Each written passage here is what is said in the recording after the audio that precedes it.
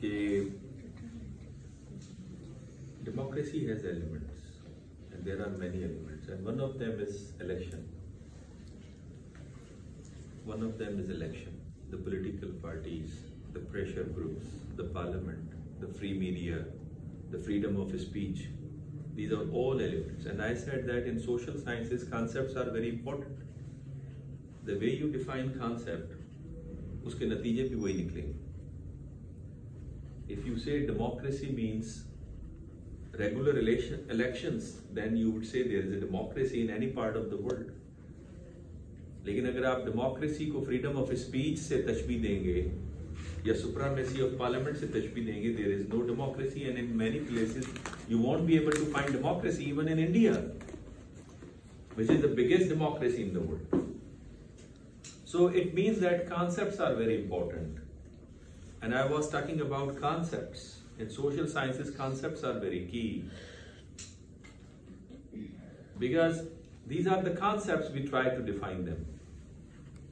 And concepts क्या होते हैं? इल्म की एक सूरत है और इल्म को मुख्तलिफ ज़मानों में मुख्तलिफ अंदाज से पैदा किया गया. मैंने आपको बताया when the man was living in primitive age, गारों में रहते थे, they have dogmatic explanation of the occurrence of any event. Because इंसान के सामने हमेशा एक ही सवाल है, व्हाट इज आउट देयर, क्या है आपके इर्द गिर्द में, क्या है, और उसको डिफाइन करने के लिए, उसको एक्सप्लेन करने के लिए आप मुख्तलिफ अप्रोचेस. मर गया, it is the will of God, एक अप्रोच है. इंसान इंतकाल से गुजर के उसने कुछ कवानीन बनाए, कबाइल बनाए, आगे जाके ग्रीक सिटी स्टेट्स बना लिए, उनका इल्म पैदा करने का तरीका मुख्तलिफ हो गया, जिसको आप मेटाफिजिक्स कहते हैं. मेटाफिजिक्स का मतलब है वो इल्म जो दलाइल पर मुश्तमिल हो, जिसकी कोई मिसल मौजूद ना हो. जैसे ये हीटर है, इसकी मिसल मौजूद है. भाई हीटर आप समझ जाएंगे because it has empirical reference. कुर्सी आप समझ जाएंगे, लेकिन जो रीजन बेस्ड आइडिया है उसकी ऐसी फॉर्म नहीं होती जिसको आप ज़हनी तौर पे तो उसको समझ सकते हैं, लेकिन दुनियावी सतह के ऊपर उसकी कोई मिसल मौजूद नहीं होती. तो सुकरात जो था, जो पायनियर ऑफ फिलॉसफी जिसकी मैं बात कर रहा था, he is known as a pioneer of philosophy because he was the first philosopher who gave direction to the philosophy. Philosophy was already present in this world, but it was revolving around the trivial questions. What is the sky? What is earth? East, west, north, south? Socrates says that if you are able to understand a universe within you, you would be able to understand the universe out of you. ठीक है. Allahumma arifni nafsak. Hey Allah, give me ma'arifat to me regarding my own self. तो यहां से शुरुआत होती है चीज की. लेकिन जो मेटाफिजिक्स थी उसके अंदर भी there are number of variants, number of branches. जैसे डिटर्मिनिज्म है जिसके अंदर साइंटिफिक अक्स नजर आता है, हर अमल का एक नतीजा होता है. काज and effect, the relationship between cause and effect. Cause is a green grass, effect is a green tea. ठीक है. Economic development is a cause that promotes the middle class, is an effect. ठीक है. Democracy means more stability. The democracy is a cause, stability is the effect. तो काज and effect relationship के बारे में उन्होंने बताया. हालांकि मेटाफिजिक्स इस पे यकीन नहीं रखता, but I mean this is one of the very important branch of metaphysics, and that paved the way for another approach of knowledge which is known as a scientific approach, which is known as positivism, which is known as behavioralism. And August Comte, when society was developed, it becomes industrialized. लोगों ने मुमलिकतें बना ली, और refine कवानीन बना दिए, तो उन्होंने इल्म के जरिए को भी जदीद बना दिया, नया तरीका इख्तरा किया, and that is known as a scientific approach. मुशाहिदात पर मबनी, systematic, organised, which had power to explain the phenomena, to predict about the phenomena and to prescribe about the phenomena.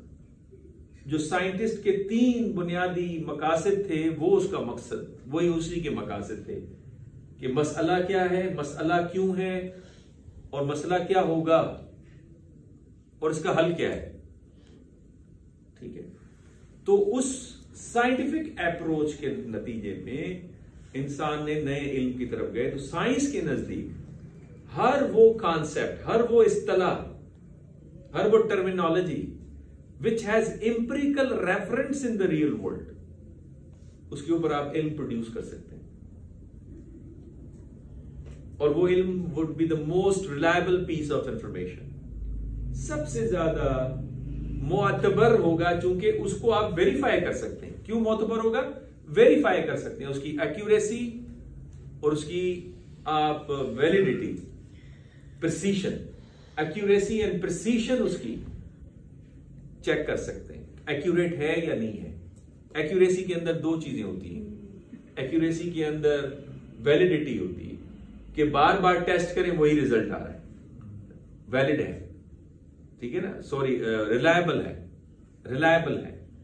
लेकिन अगर उसको टेस्ट जब आप कर रहे हैं और जो जो टेस्ट की रिक्वायरमेंट है वो फुलफिल कर रहे हैं, तो वो वैलिड भी है। और प्रिसाइज, प्रिसीशन, उसका मतलब है कि मैक्सिमम इंफॉर्मेशन आप ले रहे हो, मैक्सिमम जो इंफॉर्मेशन रिक्वायर्ड है। तो साइंस की हमें जरूरत है। लेकिन मेटाफिजिक्स के अंदर कॉन्सेप्ट जो है, दीज आर फजी कॉन्सेप्ट्स, और वो कॉन्सेप्ट्स ऐसे हैं कि जिसमें आपको एम्पिरिकल रेफरेंस की जरूरत नहीं है। You do not need empirical reference, reason based होने चाहिए। अब उन कॉन्सेप्ट्स में से एक कॉन्सेप्ट है जिसपे हमारा मौजूद गुफ्तगू है, that is what, that is democracy, and they gave this concept of democracy and they define it, government of the people, for the people, by the people. President Abraham Lincoln, who remained president of America from 1860 to 65, he gave this definition, and therefore he is known as the second generation of the founding father of America. लेकिन जब science ने इसको समझने की कोशिश की तो इसको साइंटिफिक एक्सप्लेनेशन, साइंटिफिक डेफिनेशन दी, जिसको हम कहते हैं मेजरमेंट, ऑपरेशनल डेफिनेशन, जिसके जरिए से आप मेजरमेंट करते हैं कि वाकई वो चीज हकीकत में माशरे के अंदर मौजूद है या नहीं है। They say what is democracy? They say democracy means public opinion. Public opinion based decisions and the government, which only works for the welfare of the government. ठीक है? And how can you observe democracy in the real world? Through its elements. Elections हो रहे हैं, political parties हैं, parliament की फैसला साजी में सुप्रीमेसी है, फ्रीडम ऑफ स्पीच है, ठीक है, इसको हम कहते हैं democracy. Now question is why do you need democracy? You need democracy to have more stability. The assumption is that if you have a democracy, a government which is based on the will of the people, the opinion of the people, और जितनी फैसला साजी हो रही है उसमें लोगों के ख्यालात अक्स हो रहे हैं, उसकी रिफ्लेक्शन नजर आ रही है, वो अपने वोटिंग बिहेवियर से कहते हैं कि ये बंदा ठीक है क्योंकि इसके वही ख्याल है जो मेरे ख्याल है, ठीक है। तो उस सूरत के अंदर जो जमहूरियत है वो लोगों की राय पर मबनी है। तो वो स्टेबिलिटी कैसे लाती है? क्योंकि कंसेंसस से या मेजॉरिटी की जो पब्लिक ओपिनियन होती है उसके मुताबिक आप चलते हैं, तो लोग उसके खिलाफ बगावत करते ही नहीं, शोरिश होती नहीं है, तो इस तरह स्टेबिलिटी आती है। अब समझ आ रही क्या आती है? स्टेबिलिटी आती है। And if you have more stability you can attract foreign direct investment. And अगर फॉरेन डायरेक्ट इन्वेस्टमेंट आ रही है तो आपके पास इंडस्ट्री ज्यादा लगेगी, इंडस्ट्री लगेगी तो आपकी जॉब। तो इसलिए इकोनॉमिक प्रॉस्पेरिटी के लिए जमहूरियत का होना, but now it has challenge is China. China is speedily progressing economically, though China does not have democracy, and China has more stability than democratic India, and therefore China is attracting more foreign direct investment.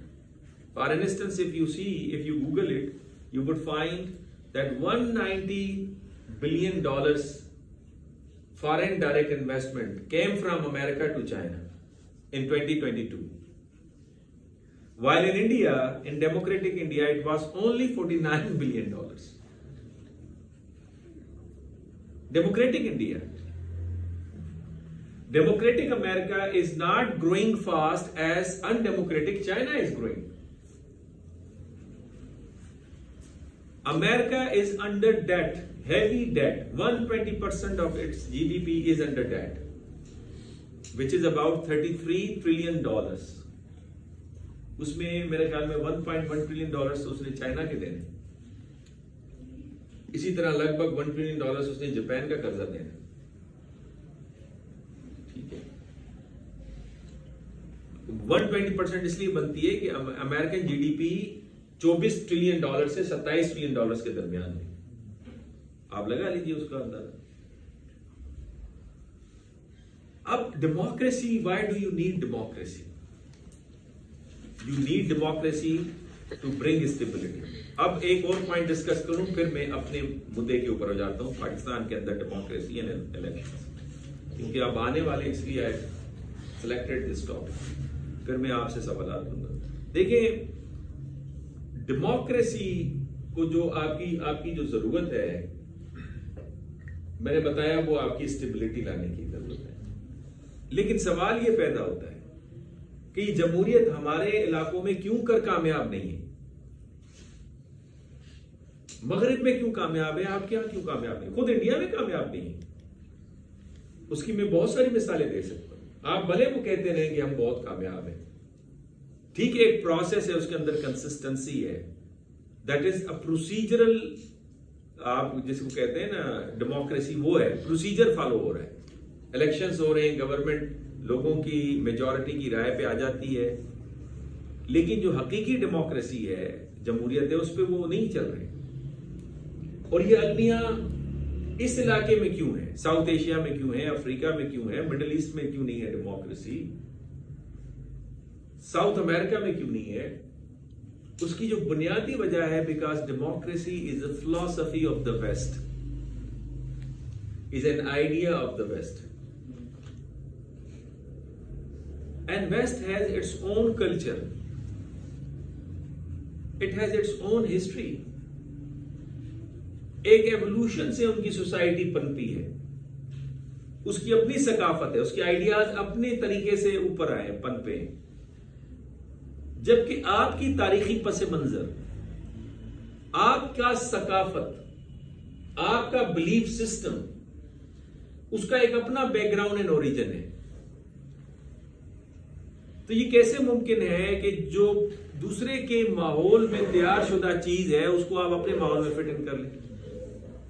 जिस तरह से ये नामुमकिन है कि आप मगरिब की घर के स्टाइल को उठा के, कि कैसे कपड़े पहनते हैं, कौन सी ग़िज़ाएं खाते हैं, आप अपने घर पे नाफिज कर दें पूरी का पूरा। Can you do this? अगर वहां बच्चियां स्कर्ट पहनती है, कैन यू? अगर वहां बच्चे बरमूदास पहन के घूम रहे होते हैं, can you in your family? अगर वो बिलफर्स मुख्तलिफ डिशेस खाते हैं, हमेशा सैंडविच खा के गुजारा करते हैं, या सुबह उनके वो नूडल स्टाइल होती है, आप करते हैं जब तक आपका पराठा न बने, अंडे न बने, हैवी किस्म का नाश्ता न बने। तो how come a system which develop based on their social cultural structure is applicable in your structure? क्या आपके यहां जमहूरियत नहीं थी? आपके यहां जमहूरियत थी। इवन योर इस्लाम जो पब्लिक ओपिनियन बेस्ड है। शूरा सिस्टम क्या था? मस्जिद नबवी में नबी सल्लल्लाहु अलैहि वसल्लम बैठकर मशवरा लेकर हिकमत अमली तैयार करते थे, चाहे वो जंग की हो, सियासत की हो, मईशियत की हो। जंग खंदक उसकी मिसाल है कि सलमान फारसी के मशवरे के ऊपर जंग खंदक की स्ट्रेटेजी अपनाई गई। ठीक है, आपके अपने कल्चर में इंडस सिविलाइजेशन, इंडस से इंडिया निकला था। ये सिंध का जो दरिया है, ये सिंध का इलाका था पूरा, क्योंकि इटालियन में सीन नहीं है, तो सिंध से इंड और इंड से इंडिया बन गया। इंडस सिविलाइजेशन से इंडिया कहलाया। हालांकि इंडिया में तो गंगा और जमुना है, इंडस सिविलाइजेशन तो पाकिस्तान के अंदर है। Indus river is in Pakistan, and Indus river की जो शुरुआत है वो टेक्सला इधर है, जहां बुद्धिज्म, जहां जैनिज्म, जहां आपको अलेक्जेंडर पे ले आता है, फिर चंद्रगुप्ता की हुकूमत आती है, अशोका की हुकूमत आती है। A great civilisation Mohenjodaro. तो इस इलाके की इंडस सिविलाइजेशन में अपनी तर्ज की डेमोक्रेसी थी, and that was based on cultural structure. उसके नाम मुख्तलिफ थे। पख्तूनों के इलाके में उसका नाम था जिरगा, पंजाब में उसका नाम था पंचायत, सिंध के अंदर उसका नाम था ओताक। ठीक है ना? तो ये क्या था? It was a democracy. So हमने उसको इंस्टीट्यूशनलाइज नहीं किया। फाइन, यहां तक इसको मैं खत्म करता हूं, आगे इसको नहीं ले जाता। अब आ जाते हैं असल मुद्दे के ऊपर। Now why elections are important in Pakistan? For the continuation of your democracy you need election. But now question is, merely holding elections are sufficient for maintaining democracy in Pakistan? Answer is no. Because in elections, in democracy, you need to provide equal opportunity to all to contest an election. अब मुझे आप बताएं, आप लोग सारे पढ़े लिखे हैं, can you contest election? You are not in a position. It means क्या मतलब? इतने महंगे बना दिए गए इलेक्शंस कि आम बंदा, चाहे वो एलिजिबल है, ज्यादा एफिशिएंट है, ज्यादा ऑनेस्ट है, ज्यादा लॉयल है, ज्यादा पैट्राइट है, ज्यादा उसकी अंडरस्टैंडिंग है। A man who has virtue has right to lead the people. If he denies to lead the people, he is liable to be ruled by a tyrant. सोक्रात कहता है, कुरान कहता है, जिसके पास इल्म है, शुजाअत है, दो चीजें, इल्म, शुजाअत, उसका हक है कि वो लीडरशिप करे। ठीक है, तालूत और जालूत के किस्से में आप देख लें। लेकिन यहां पे उल्टा है, जिसके पास पैसा है, अक्ल है या नहीं है, वफादारी है या नहीं है, शुजाअत है या नहीं है, इल्म है या नहीं है, बट पैसा है, can spend millions of rupees, is able to contest election. Are you getting my point? It is the failure of democracy. It is actually the failure. And all political parties, this is the reason that all political parties, they do not give tickets to their loyal workers. They give tickets to those who has money. Sindh में Peoples party ने दिया हुआ है सरदारों को, पंजाब में मुस्लिम league देती है बिजनेसमैन। माशाल्लाह से खान साहब भी आए थे नया पाकिस्तान बनाने, हर पैसे वाले को उन्होंने टिकट, किसी गरीब को टिकट नहीं दी। और नतीजा क्या, जब उस पॉलिटिकल पार्टी पे सख्त वक्त आता है तो वो जो पैसे वाले होते हैं वो जंप लगा के दूसरी पॉलिटिकल पार्टी में चले जाते हैं, और जो वर्कर होता है, जो गरीब होता है, वही खड़ा होता है, मारे खा रहा होता है। ये अपनी, हालांकि वहां उनको जमहूरियत का हक नहीं दिया जाता, उनको ओहदे इलेक्शंस के जरिए नहीं दिए जाते। अगर जमहूरियत हो तो उसका हेड भी तब्दील होना चाहिए ना पॉलिटिकल पार्टी का। हमेशा नवाज शरीफ साहब तो नहीं होने चाहिए, हमेशा जरदारी साहब तो नहीं होने चाहिए, हमेशा खान साहब तो नहीं होने चाहिए। Are you getting my point? ये सीरियस प्रॉब्लम है आपकी जमहूरियत के साथ। अब अगले पॉइंट पे आ जाते हैं। अगला पॉइंट ये कि ये इलेक्शंस क्यों इंपॉर्टेंट, सिर्फ इस वजह से नहीं कि स्टेबिलिटी आएगी, इस वजह से किस एक और वजह, चलें इस जो असल वजह मैं डिस्कस करना चाह रहा हूं उससे पहले एक और वजह बताऊं कि खुद आपके जो मेजर पावर्स है जिनके साथ आपका इंटरेक्शन हो रहा है, they say we want to have a deal with the legitimised government which came after elections, क्योंकि इलेक्शंस के बाद उसको लेजिटिमेसी मिलती है। सीपैक में मजीद डील्स होनी है, चाइनीज कहते हैं पहले पॉलिटिकल गवर्नमेंट आ जाए। सऊदीज ने, यूएई ने $25 बिलियन ईच इधर इन्वेस्ट करने को कहते हैं, कोई पॉलिटिकल रिजीम आ जाए जिससे हम एग्रीमेंट साइन करवाएं, ठीक है। तो खुद जो मेजर कंट्रीज है, your friendly nations who has say in your domestic politics, Saudi Arab का है ना, आप तस्लीम करें। चाइनीज बाजार कहते हैं हमारी मुदाखलत नहीं, अमेरिकन की है, तो उनकी ये ख्याल है कि इलेक्शन होता है। लेकिन अब असल बात के ऊपर, elections are so important for you and me कि हम जाने कि हमारा जो कल ये जो रूलिंग लीड बनेंगे, who would run the government, उनके आइडियाज क्या हैं, how they would run the government, how they would make internal policies, क्या एजेंडाज हैं उनके, and how they would set the new direction in the external world. Foreign policy क्या होगी, उसको कहते हैं मैनिफेस्टोस, इलेक्शन मैनिफेस्टोस। अब आप मुझे बताएं, आप सारे वोट देंगे, you are all eligible for vote, आपने किस किस का मैनिफेस्टो पढ़ा है? वोट तो आप देंगे, पढ़ा है किसी का? एजुकेशन पे क्या पॉइंट ऑफ व्यू है, फॉरेन पॉलिसी पे क्या पॉइंट ऑफ व्यू है, पाकिस्तान की इकोनॉमी का किसके पास क्या हाल है, पढ़ा है? और आप वोट देंगे और आप कहते हैं हम पढ़े लिखे। That is the failure of democracy in Pakistan. Manifesto चले जैसे तैसे हैं, रोटी कपड़ा और मकान, सिंगल करिकुलम, आज नहीं तो कल, क्यों आज क्यों नहीं, ये अब नया नारा लगाया है। इसी तरह मुस्लिम लीग में वो कहते हैं कि हम फ्री एजुकेशन देंगे सबको, लेकिन अलमिया ये है कि इन्हीं की हुकूमत में जो जीडीपी का 4% जो एक non democratic leader general Pervez Musharraf ने फिक्स किया था, जिसमें बड़ी स्कॉलरशिप मिली थी और लोग बाहर पढ़ने गए थे, इन्होंने आके उसको 1% में दोबारा खड़ा कर दिया। Now HEC does not have money to give grant to the universities कि वो तनख्वाहें दे सके।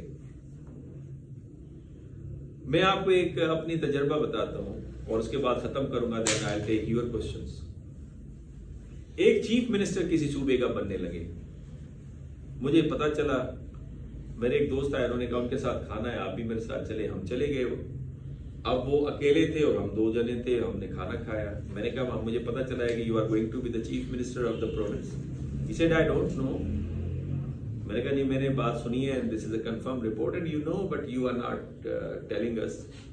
तो मैंने उससे कहा बाय द वे आप मुझे बताएं कि आप जब चीफ मिनिस्टर बन जाते हैं तो तालीम के लिए क्या करेंगे, प्राइमरी एजुकेशन के लिए क्या करेंगे, और प्राइमरी को छोड़ के जो हायर एजुकेशन है उसमें क्या करेंगे, हायर एजुकेशन का आपका स्पेशली मुझे बताएं। तो उसने कहा मैं नए 5वीं तक स्कूल खोलूंगा, हायर एजुकेशन जहां पे मास्टर्स, एमफिल एंड पीएचडी होती है। मैंने कहा उसके लिए क्या करेंगे? ही सेड मैं नए नए छोटे छोटे और स्कूल खोल लूंगा 5वीं तक। अब हायर एजुकेशन आप चलाएंगे प्राइमरी एजुकेशन से। They don't even have an idea.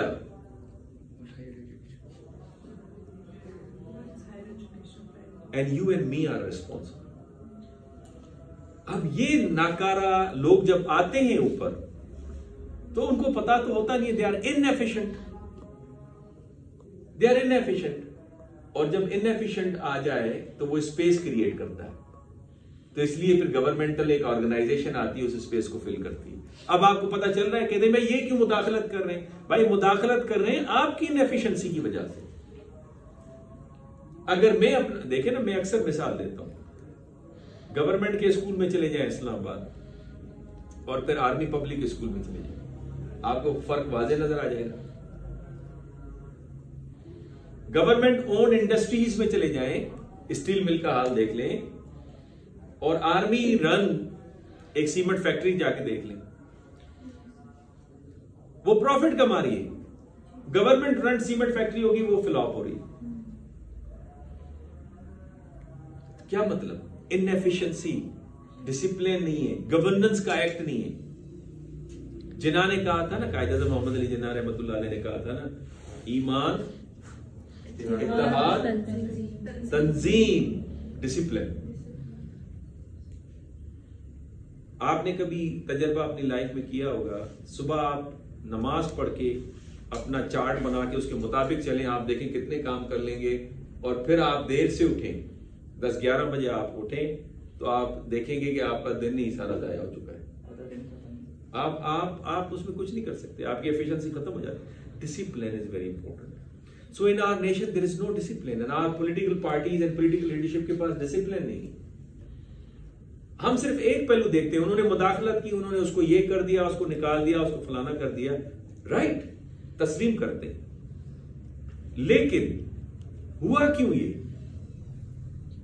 ये हुआ इसलिए कि आपके पास डिसिप्लिन नहीं है, आपके पास एफिशिएंसी नहीं है, आप एफिशिएंट लोगों को लाना नहीं चाहते, आप यस मैन लाना चाहते हैं।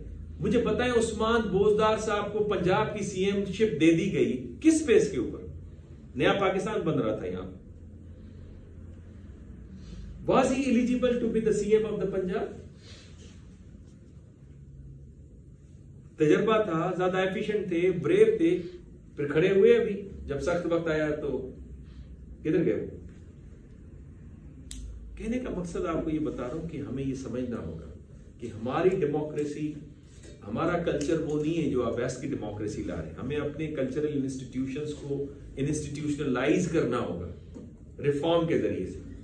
दूसरा, हमारे पास ऐसा फिल्टर सिस्टम हो जिसमें एफिशिएंट, पढ़े लिखे, मुतवस्सित तबके के गरीब लोग भी उसमें हिस्सा ले सकें। देखिए ना, मैं तारीफ, देखिए मोदी साहब गए, उन्होंने घर बनवाए छोटे छोटे, 1 कमरे के घर। एक खातून, मैंने वो वीडियो देखी, एक खातून के घर चले गए और खातून के घर जाके उन्होंने कहा कि 1 कमरे का घर तुम्हारा आया, तुम्हारा नंबर 100 था, तो मैंने सोचा था कि जिसका 100 आएगा मैं उसके घर विजिट पे करूंगा, मैं आ गया हूं। तो उसने कहा आप चाय पियोगे? हाँ मैं चाय पीऊंगा। वो चाय बना के लेकर आई, वो बड़े खुश हुए। अब उनके साथ उसी ईंटों वाले घर में, सादे से घर में बैठे जनाब, उसने चाय दी, चाय का एक घूंट भर के, चाय तो बड़ी आला बनाई है। कहा वो इसलिए तुमने मुझे इसलिए पता है कि मैं खुद चाय वाला हूं। He did not say कि मैं जल्दी पूछती। ये है ब्यूटी डेमोक्रेसी की। आम बंदा जो चाय बनाता था, he had an opportunity to be the CM of one state of India, and then he became the prime minister, and this is the 4th time he is going to be the prime minister of India, because 17% उसके vote bank में उसके लिए इजाफा हुआ है। चाहे उसने India की माशरे की ऐसी की तैसी फेर दी, लेकिन आम बंदे को उसने सेटिस्फाई, उसने अपनी ओरिजिन रखी हुई। देखे ना, यह है डेमोक्रेसी की खूबसूरती। आप तसव्वुर करें कि आप प्राइम मिनिस्टर बन सकती हैं, आप बन सकती हैं, आप बन सकती हैं। आप ये तसव्वुर भी नहीं करते, because you know the system would not allow you. Out of blue man Kakar साहब बन गए, और बाय द वे वो भी इसलिए बन गए कि किसी ऑर्गेनाइजेशन की मुदाखलत थी। आप कहते हैं वो बुरी है यार, उसकी मुदाखलत में एक आम बंदा प्राइम मिनिस्टर बन सकता है, लेकिन जब सो कॉल्ड जमहूरी नारे लगाने वालों की मुदाखलत से सिर्फ वो ही बन सकते हैं, बाकी कोई नहीं बन सकता, तो फिर मुल्क कैसे चलेगा? So we need to bring reforms कि जहां पे यंग, टैलेंटेड, जीनियस, मुतवस्सित तबके का बंदा, शुजा हो उसके अंदर, बहादुरी नहीं, शुजात। बहादुरी होती है हर बात पे लड़ने जलने के लिए, शुजात होती है जिसके अंदर सब्र भी हो, कहां सब्र करना है और कहां लड़ना है, और उसके पास इल्म भी हो, ठीक है ना, और उसके साथ वफादारी भी हो मुल्क की। ये ना हो कि प्रॉपर्टीज बाहर हो, बैंक बैलेंस बाहर हो, बच्चे बाहर पढ़ते हो, डुअल नेशनलिटी आपके पास हो। I end here, if you have any question you may ask. Sir, efficient लोगों को तो ऐसा भी हमें माजी में देखने को मिलता है, मसलन भुट्टो जैसा कोई एफिशिएंट पाकिस्तान की हिस्ट्री में कोई नजर नहीं आता।